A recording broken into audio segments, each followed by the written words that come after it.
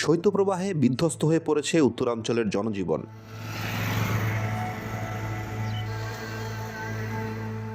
তীব্র ঠান্ডার সাথে ঘন কুয়াশার কারণে থেমে যাচ্ছে সাধারণ মানুষের দৈনন্দিন কাজকর্ম। সূর্যের দেখা না মিলায় তাদের দুর্ভোগ আরও বাড়ছে। ঠান্ডায় উত্তরাঞ্চলের ২৬টি নদ নদী পাড়ের চর এলাকার মানুষজনের বেশি কষ্ট পোহাতে হচ্ছে।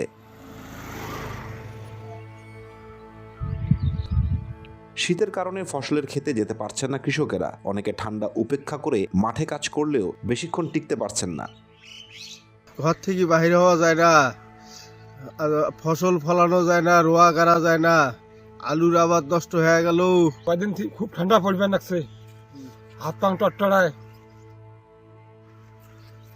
আবাদ কিস্তি হবার লাগছে না, ভুট্টে টটরি লাগছে, ওয়া বলতে না, মানুষও বাঁচে না। আমরা গুলো কাজ কাম করি, আমরা গুলো কোন কাজ করে পাইনি। কনকনে ঠান্ডায় কাজে যেতে পারছেন না স্বল্প আয়ের মানুষেরা। কখনো শরীর জুড়ে কাঁথা মুড়ে, আবার কখনো খড়কুটো জ্বালিয়ে আগুনে শরীর সেকে দিন কাটছে তাদের। ঠান্ডা কেমন করে চলিবে রে? ঠান্ডা চলাফিরা করে রহন লাগছি না, হ্যাঁ, হাতটা কোঁড়া হয়ে আসবে লাগছে, বেড়ো রহন লাগছি না, হ্যাঁ, কেমন করে করি ফেলি খাই।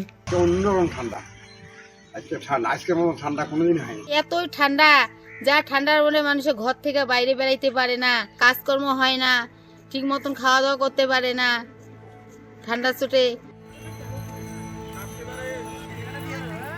মঙ্গলবার থেকে সর্বনিম্ন তাপমাত্রা 10.5 থেকে 12 ডিগ্রির মধ্যে ওঠানামা করছে। হিমালয় নিকটবর্তী হয় রংপুর অঞ্চলে ঠান্ডা তুলনামূলক বেশি অনুভূত হয়। এই অবস্থা আরও কয়েকদিন থাকতে পারে বলে জানিয়েছে রংপুর আবহাওয়া অফিস।